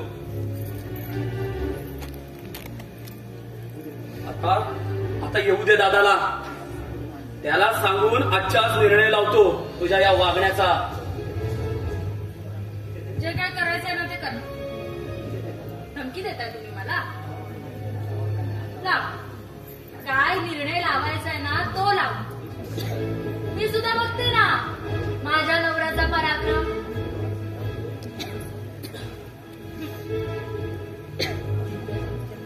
रघु काकासाठी तुम्ही ह्या घरातल्या मालकिणीवरती आवाज चढवला. ओ चोर लफंगी कुणी आहे तुमचा रघु काका? चोरी केली आहे त्याने आपल्या घरात. काय? रघु काकांनी चोरी केली? हो, ती सुद्धा थोडी थोडकी नाही, चांगली 50,000 रुपयांची. नाही, चोरीसारखं नीच कृत्य रघु काकाच्या हातून घडणं शक्य नाही. उगाच जर रघु काकावर चोरीचा आळ घेशील ना तर पाण्याच्या थेंबा वाचून तुला तडपडून मारावं लागेल. कावळ्याच्या शापाने ना गाई गुरं मरायचे दिवस गेले.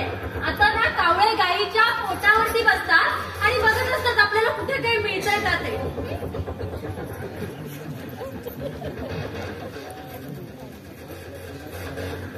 जर पैसे मिळाले नाहीत ना तर त्या तुझ्या रघु काका आणि त्या आंधळ्या सकट दोघांनाही आहे ना घराच्या बाहेर काढणार. पैसे जागच्या जागी आले पाहिजे एवढं लक्षात ठेवायचं. माझ्या नादाला लागायचं नाही काय. सगळ्यांना घराच्या बाहेर जावं लागेल.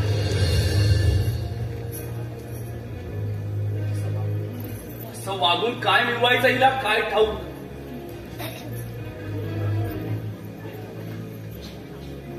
रघु काका, हे रघु काका, रघु काका,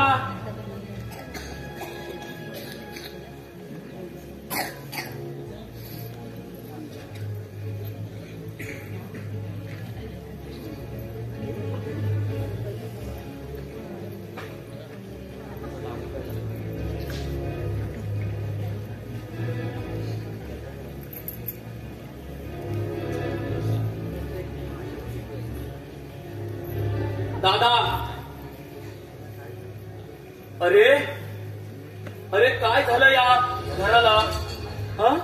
आता त्या रघु काकावर चोरीचा आळ घेतला वहिनीने. प्रत्येक वेळी माझ्या बायकोच्या चुका दिसतात. अरे घरात विद्या आणि रघु काका दोघं असतात. मग तूच सांग चोरी करायला कोण बाहेरचा चोर आलाय की काय. तुलाही वाटतं रघु काका चोर आहे म्हणून. मग काय आपल्या घरात माझी बायको चोरी करून दुसऱ्याची भर करत असेल असं म्हणू मी. पुन्हा एकदा स्वतः तपासून बघ. पैसे कुठेतरी ठेवलेले असतील. अरे विद्याने बघितलंय सगळीकडे. पुन्हा एकदा सुद्धा तू चेक करून बघ. अरे माझी खात्री झाली. इथून पळून जाण्यासाठी ना रघु काकाने घेतले असावेत. पण तू म्हणतोयस ना म्हणून एकदा बघतो. पैसे जर जागेवर मिळाले नाहीत ना तर एकाची गैर करणार नाही. समजलं.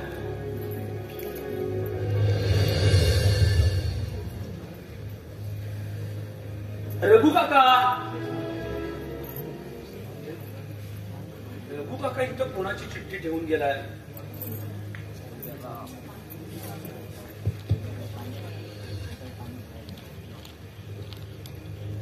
आनंदा, दिनेश, राजू, आजवा तुम्हा पोरांसाठी निस्वार्थपणे तुमच्या घरात राहिलो मी.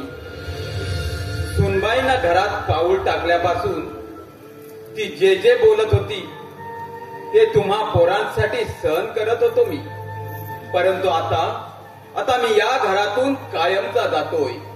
तुम्हाला सांगून जाणं शक्य नव्हतं कारण तुम्ही मला जाऊ दिलं नसतात. म्हणून मी चिठ्ठी लिहून ठेवतोय. रघु काका, रघु काका,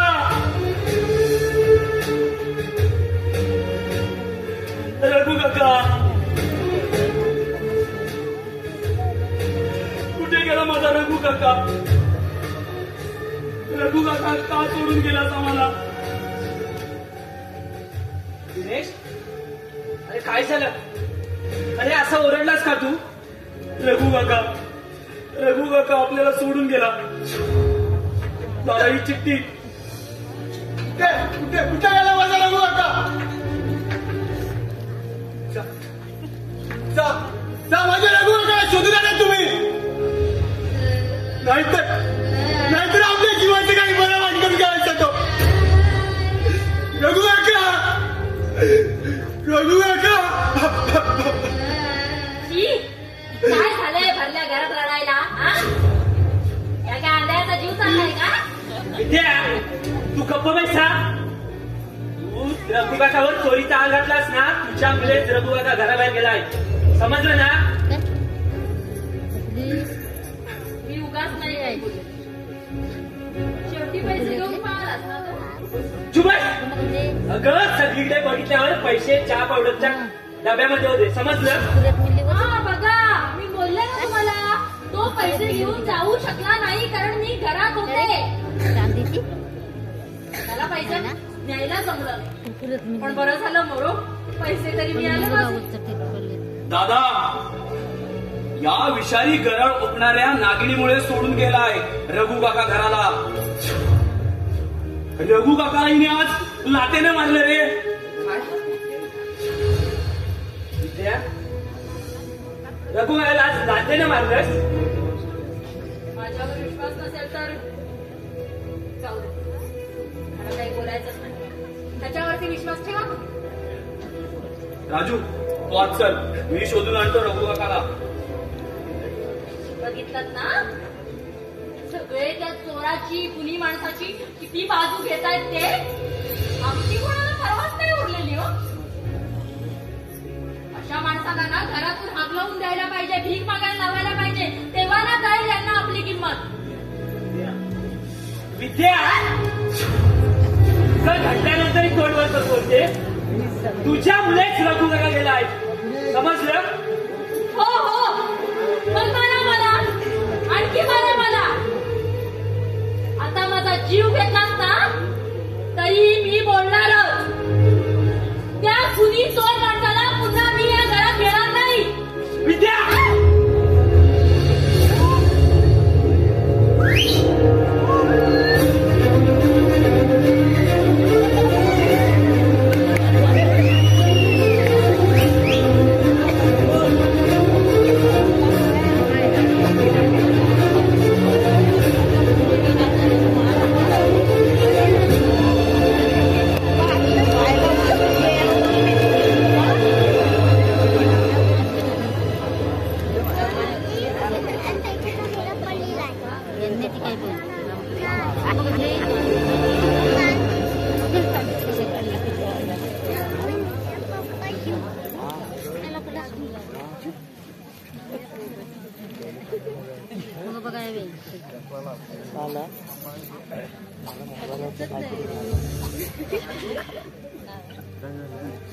हे असं एकट्या का बसलायचं?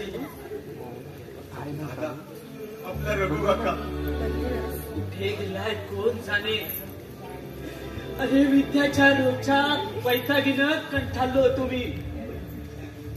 तिच्या शब्दावर विश्वास ठेवला आणि त्याला चोर ठरवलं.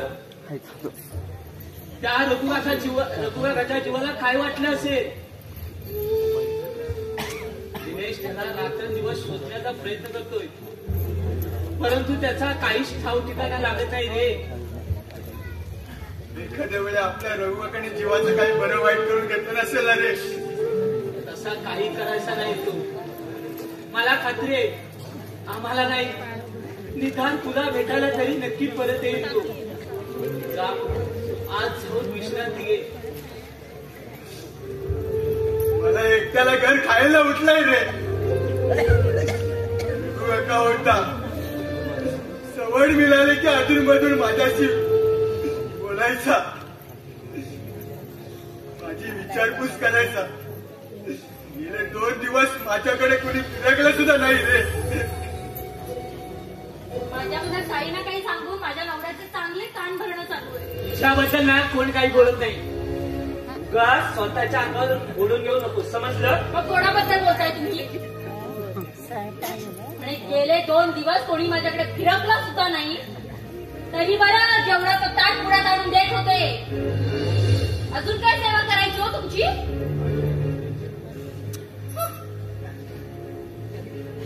पाळलेल्या कुत्र्याच्या पुढ्यात वेळेच्या वेळी अन्न खायला पुढ्यात मिळतं. तुमच्यापेक्षा ना कुत्री बरी, निदान इमानी तरी असतात. इतकी सुद्धा किंमत नाही उरली या घरात माझी.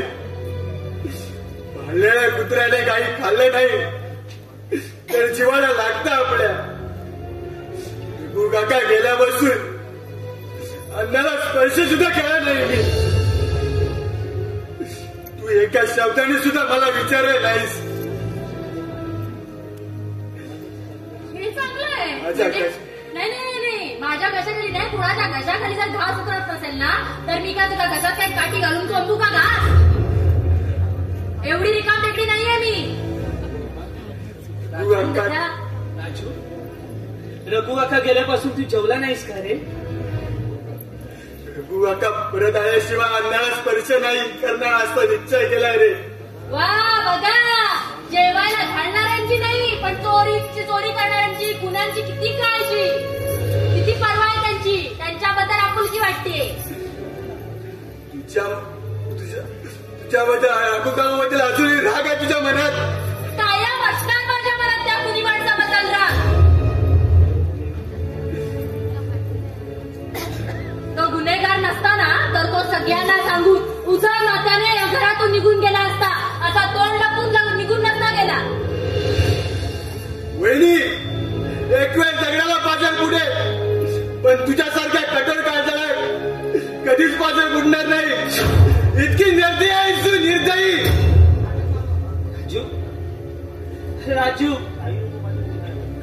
काही लोक पाठवत त्याच्या जायला ना.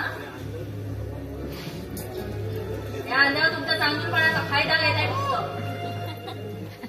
तुमच्या बायकोला निर्दयी कैदाशी काय वाटत ते बोलतात आणि तुम्ही फक्त बघा तुम्ही यापुढे तुझ्या अकलेचे किती तारे तोडलेस ना तरी तुझ्या शब्दावर विश्वास ठेवणार नाही, समजलं? स्पष्ट सांगा ना, तुम्हाला कंटाळा आलाय माझा. तुझ्यासारख्या मूर्ख बाईला ना ते आधीच कळायला होतं. कमाल झाली बाई तुझी. रघु काका घर सोडून गेला, त्याला मी तरी काय करतो? सांगितलं होतं त्यांना जायला, पण आता मी घर सोडून जाणार आहे. कुणाचा हात धरून पळून गेलीस ना तरी त्याची मला पर्वा नाही. स्वतःच्या बायकोमध्ये असं बनवतो तरी कसं हो तुम्हाला? त्याच लायकीची आहेस तू. माझी लायकी करताय? ठीक आहे, मी आता हे घर सोडून गेल्याशिवाय ना तुम्हाला माझी किंमत कळणार नाही. कोण काल माझ्या नजरेसमोरून पण चालते ना, माझ्या आई इकडे निघून जाईल. आत्ताच्या आता ना चालती हो. तुम्ही निघा इथून. काय सांगितलं ना, माझ्या नजरेसमोरून तोंड काल कर. मला जायचं तेव्हा जाईल. तुमच्या रघुकडे गेल्या तर त्यांना दिसताना आधी. विद्या साध्य सांगितलं ना.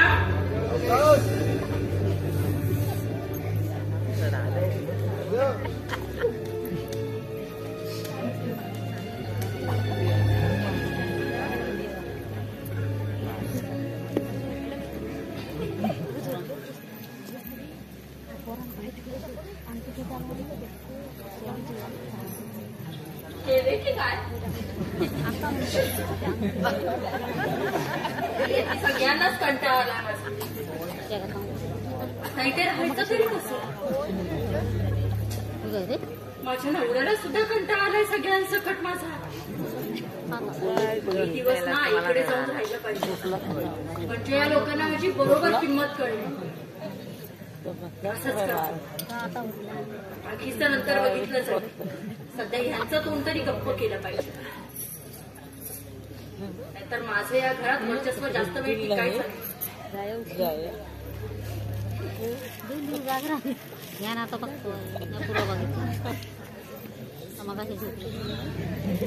त्याला कंबर नाही कोणाला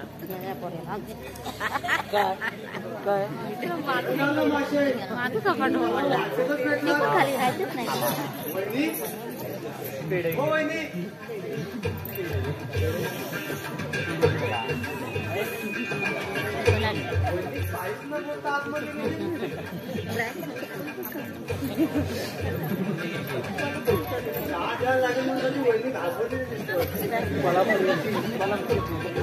काही चहा प्यायला आलो नाही, हे पेढे द्यायला आलो. तो पेढे घ्या पेढे. कशाबद्दल पेढे? तुमच्याकडे बारसं होतं की काय? माणसं नाही, हा तर 12व्याचा पेढा आहे. ठिकाणं नाही की नाही? 12ला कोण पेढे वाटतं काय? माझ्या सगळ्या मित्रमंडळींना पेढे वाटून माझ्या आजवरच्या सगळ्या दगाबाज प्रेझेंटचं मी 12वा साजरा करतोय. ठरवलंय आधी लग्न, लग्नातलं प्रेम, लग्नानंतर होईलच प्रेम. तुला जमलेला दिसताय. अगदी पक्क झालं. माझ्या भावी पत्नीनं मला एका फटक्यात पास केलं. म्हणजे तुला लॉटरी लागलीच रे.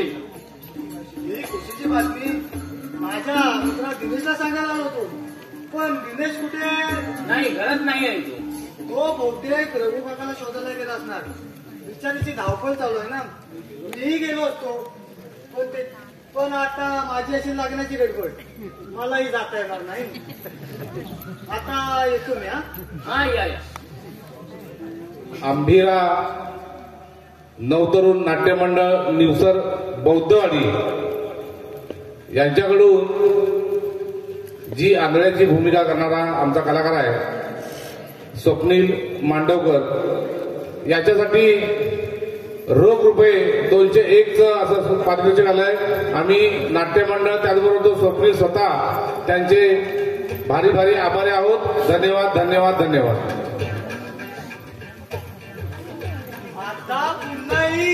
बुजवागणच पाया पडायला येईल.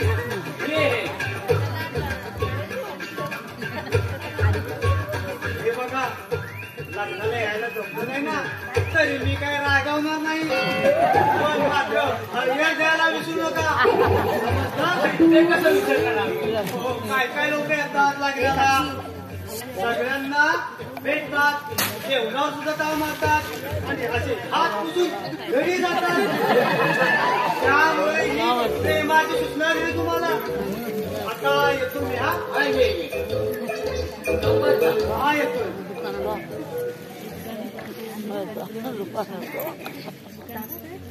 विद्या, हे विद्या,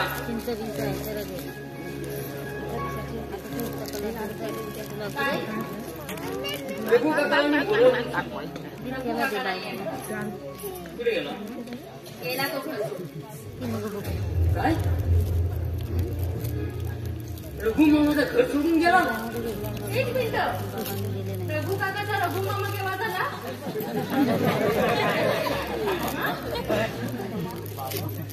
सगळ्यांना ना बोट मामा बनवून ठेवलाय त्या रघु मामानं.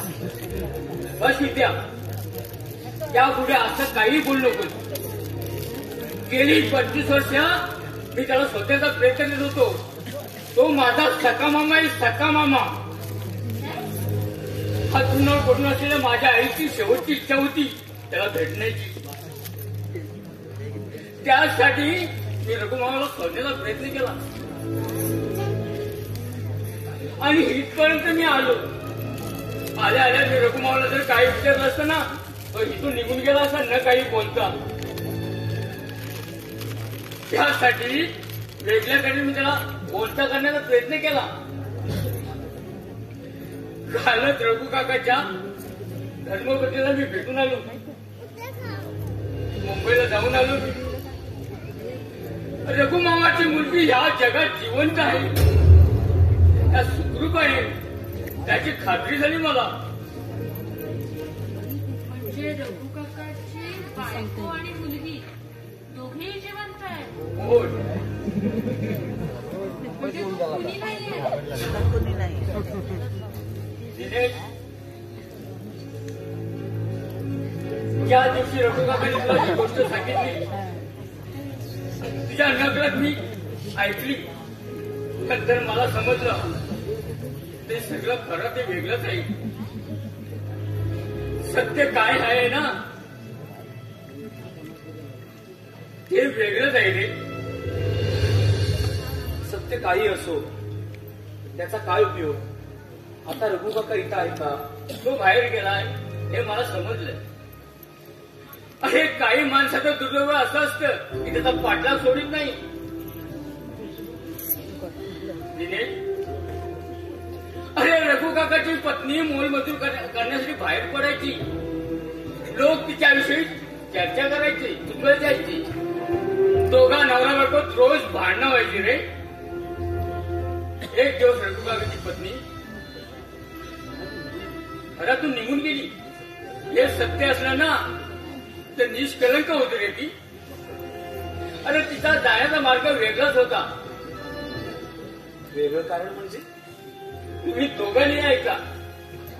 अरे ती ज्या कारखान्यात कामाला जायची ना, तिच्यावर दुर्दैवी प्रसंग ओढवला. त्या कामदाराने, एका भागीदाराने तिला कामाचं निमित्त सांगून उशिरापर्यंत थांबून ठेवलं. तिला एखाद्या संधी साधून त्या नराधामानं तिला शीलभ्रष्ट केलं रे. आपल्या पवित्र पतीला आपला कलंकी देहाचा स्पर्श करून येता ती घराबाहेर पडली. रघु काकाला वाटलं ती मला सोडून गेली. रघु काकाचा मात्र गैरसमज झाला रे, गैरसमज झाला. त्याला वाटलं तिला सत्य काय आहे ना ते समजत आहे रे. आणि आता सत्य कळायला रघु काका इथं नाही. रघु काकाचा संसार उद्ध्वस्त करणारा कोण होता तो नराधम? अरे तो या जगात नाही, त्याचं नाव सांगून काय उपयोग? एका वेळची अवघडी उठणारा दुसरा तिला कोणी नसून कमलाकरचा बाप गणपत मोहानी होता. काय हा, शेवटी झरून झरून किडे पडून मेला तो. ज्या बाईची मी आता ही कहाणी सांगितली ना, ती दुसऱ्या दिवशी कोणी असून तिची आई आहे, तिची आई.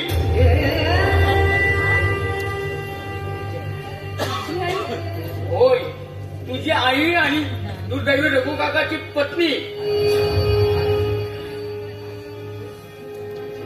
म्हणजे ह्या घरातला सर्वांचा रघु काका तो माझा जन्मदाता. अगं, तुम्हाला खरं न वाटणार हे सत्य आहे, सत्य.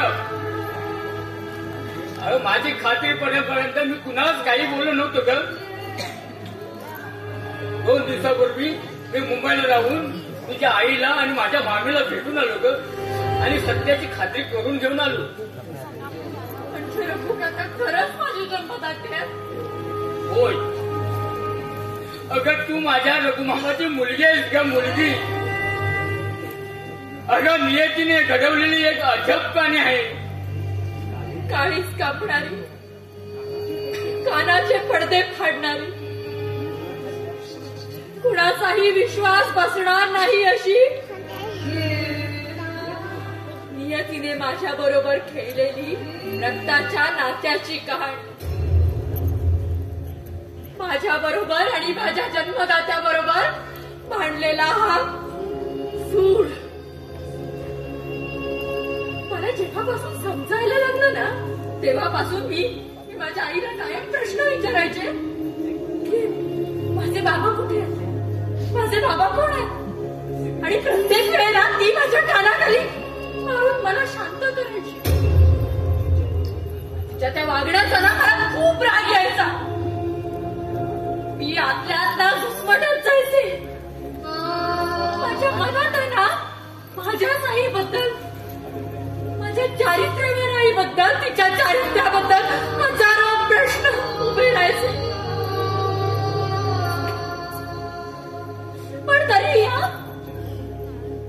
तरी मला वाटायचं की माझ्या जन्मदात्याची आणि माझी चुकून कधीतरी भेट होईल, आणि मी त्यांना माझे बाबा बाबा म्हणून हाक मारते.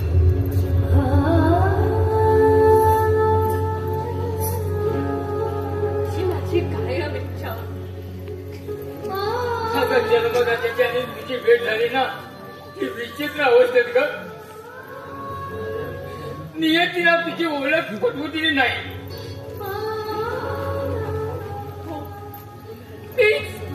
तीच नालायक त्याच्यावर चोरीचा आळ टाकला. मीच त्यांना नात्याने जुळवलं. मीच त्यांना काय हवं नको ते बोलले. मीच त्यांना घराच्या बाहेर काढलं.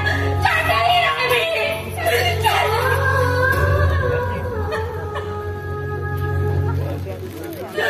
शांत हो. विनोद, तुझ्यावर माझा विश्वास आहे, पण तरी देखील तुला विचारतो, वहिनी रघुकाकांची मुलगी आहे, याचा पुरावा काय? अरे, विद्याची आई अजून जिवंत आहे.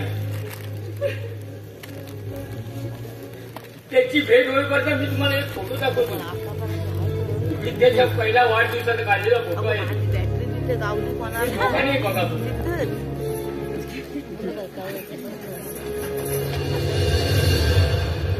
ही विद्याची आई, आम्ही आई, हा रघु काका. विद्याला तिच्या आईने, माझ्या आईने उचलून घेतलेला आहे. मी आहे, माझी आई रघु काका आहे, म्हणजे माझे बाबा. आणखी काय पुरावा नको आहे आपल्याला? भाऊजी, माझे सगळे गुन्हे तुमच्या पदरात घ्या. मी तुम्ही जे म्हणाल ते सगळं ऐकेन, पण प्लीज मी हात जोडते, मी पाया पडते तुमच्यासमोर. माझ्या बाबाला ते जिकडे कुठे असतील त्यांना घेऊन या. त्यांना म्हणावं त्यांची विद्या वाट बघते घरी, त्यांची मुलगी त्यांची वाट बघते. त्यांना म्हणावं त्यांच्या विद्याला त्यांना बाबा म्हणून हाक मारायची.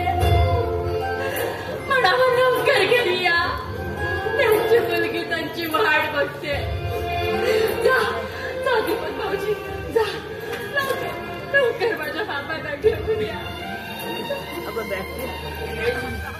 चल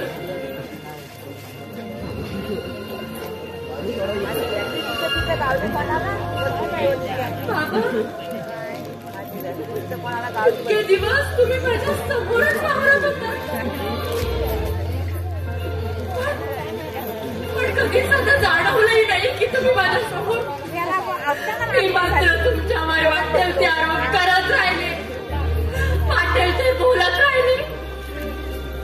घरची चांगली सून होऊ शकली असते, तुमची चांगली मुलगी होऊ शकली असते, चांगली पत्नी होऊ शकली असते, चांगली बहिणी होऊ शकली असते, पण गावात कोणाची तरी मी एक खलनायिका झाले, घरभेदी झाले.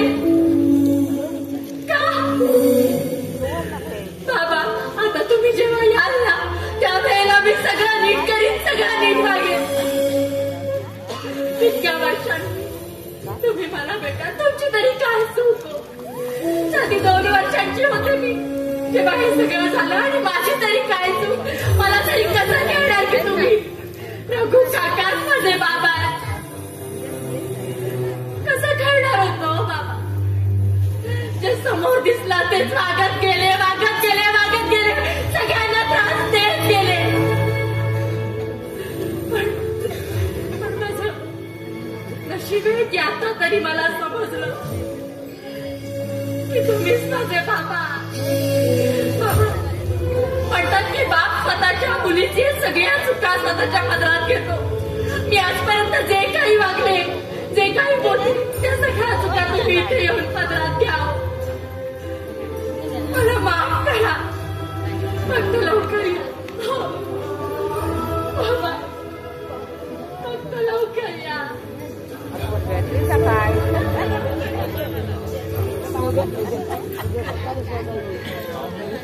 अगं हे तिकडं बस ना, आपण ना इथंच राहिले बॅटरी कोणीतरी घेतला नाही माणसाने. सांगा ती उद्या उद्या हे कर मग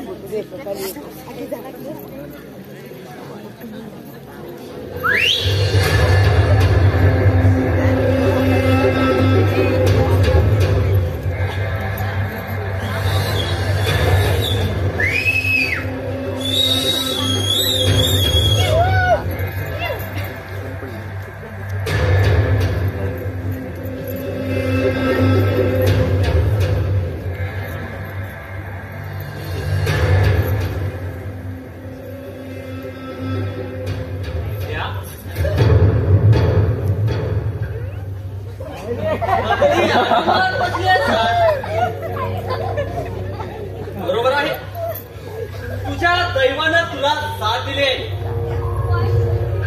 रघु काकाच्या जाण्यानं तुझा मार्ग मोकळा झालाय.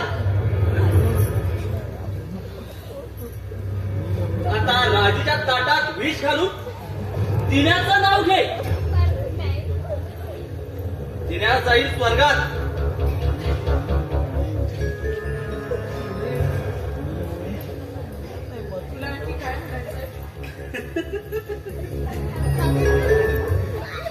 माझ्या बोलण्याचा अर्थ न समजला इतकी खुली नाहीस तू. दारिद्र्यात खितपट पडलेल्या तुला दारिद्र्यातून बाहेर काढण्याचा प्रामाणिक प्रयत्न करणार आहे मी. तुझ्या बोलण्याचा रोग तू समजलीस तोच. तुझ्या कपाळी सौभाग्याची टिकली, आता हिरवा चुडा, गळ्यात मंगळसूत्र, घटका 2 घटका या गोष्टी बाहेर काढल्यास की तुझ्यासारख्या सौभाग्यवतीवरती कोण संशय घेणार?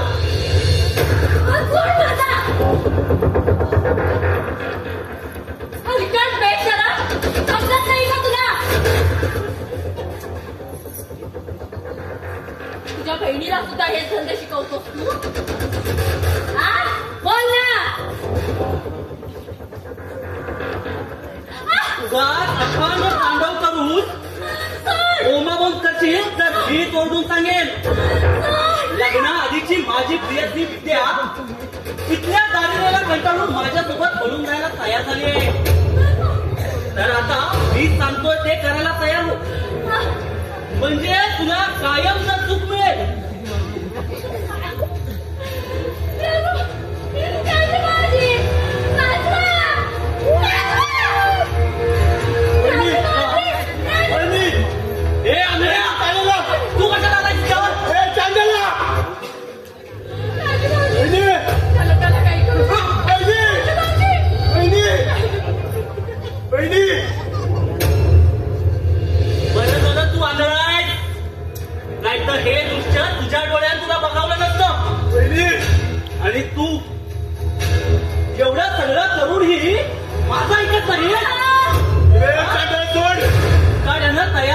होय ना? हा?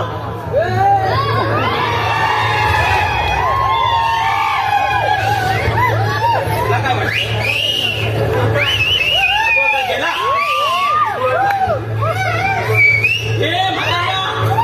तू इथं का आलाय?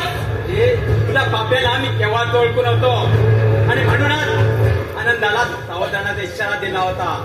त्यांना ऐकलं नाही माझं. तरी पण तुला सांगतोय, जरी हा रघु का मेला ना, तरी या घराला कलंकित करणाऱ्या गिधाडाचे पंख छाटायला हा रघुआगाचा आत्मा सदैव या घराभोवती घुटमाळत राहील.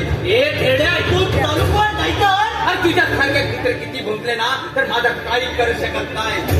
भुंकणारा कुत्रा नाही, विषारी नाग आहे. नाग त्या नागाला पायाखाली ठेचून प्रभू काका नाही, बाबा म्हणा, सासरे तरी होते काय सांगतो पोरांनो, सांगतो. ज्या दिवशी किती ठेवली त्या दिवशी मी माझा शेवट करण्याचं ठरवलं रे. पण तुम्हा पोरांचे चेहरे नजरेसमोर आले आणि त्या तात्यांना दिलेल्या वचनाला मला जिवंत राहण्यासाठी भाग पाडलं रे. त्यानंतर मी माझ्या माईकडे गेलो. पण त्या दैवाने माझ्या पोरीचं रक्षण करण्यासाठी मला इथं पाठवलं. पोरी रघु काका, कुठे होतास इतके दिवस? अरे किती शोधलं आम्ही तुम्हाला. आता आलेत ना घरी. आम्हा